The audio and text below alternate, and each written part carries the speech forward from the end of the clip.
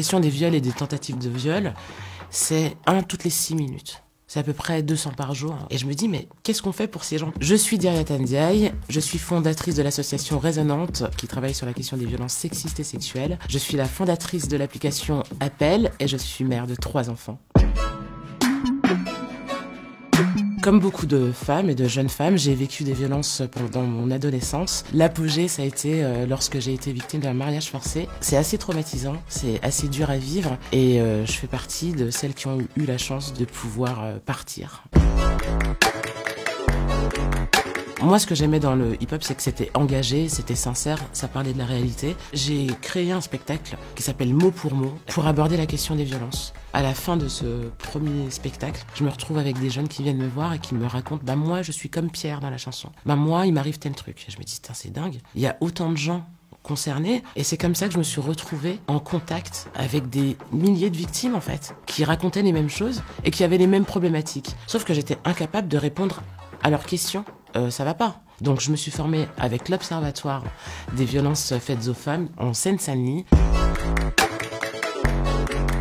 La question des viols et des tentatives de viol, c'est 1 toutes les 6 minutes. C'est à peu près 200 par jour. C'est plus de 96 000 personnes à l'année. Et je parle de personnes qui ont entre 18 et 75 ans. Quand on parle des moins de 18 ans, ça représente à peu près 130 000 enfants. Et ça, c'est tous les ans. Et je me dis, mais qu'est-ce qu'on fait pour ces gens? Comment on fait de la prévention de l'éducation? Comment on prend en charge les victimes de violences? Comment on condamne les auteurs? Comment on s'occupe des gens? Et c'est ça qu'on doit faire.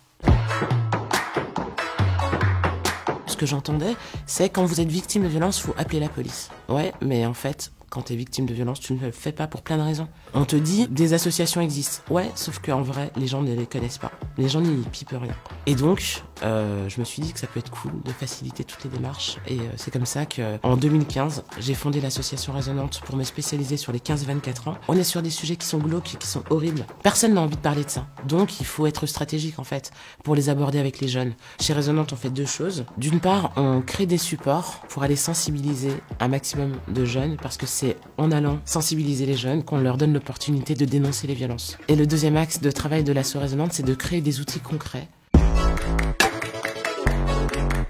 L'idée d'Appel, c'est de faciliter toutes les démarches des victimes de violences. Et quand on est victime de violence, on a besoin d'appeler à l'aide. Comment on permet aux personnes en difficulté d'être prises en charge rapidement? Donc avec la fonctionnalité d'alerte d'Appel, on prévient jusqu'à 3 personnes de confiance. Elles entendent en direct ce qui se passe. Elles ont le suivi GPS en temps réel. Et elles ont pour mission d'organiser les secours à notre place. En plus donc de l'appel à l'aide, les victimes de violences vont pouvoir enregistrer des preuves de ce qui leur est arrivé. Et la question des preuves, en fait, elle est primordiale. Parce que pour lutter contre les violences, il faut dénoncer les auteurs. Et si on veut dénoncer les auteurs, il nous faut des preuves.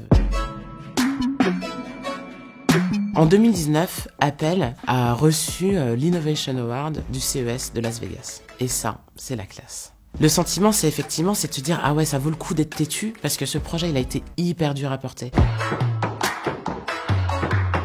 Quand t'as subi des violences et que t'as réussi à t'en sortir, tu sais, c'est un peu comme les survivants d'un accident. Ils se demandent, mais pourquoi moi? Et en fait, tu vois, souvent on me dit, ah bravo, quelle résilience, quelle histoire, quel parcours, quelle force. Ben je dis, ben merci, mais en fait, je vous assure que j'ai pas l'impression d'avoir fait grand chose. Moi, je suis passionnée en fait par ce que je fais. J'en sais trop.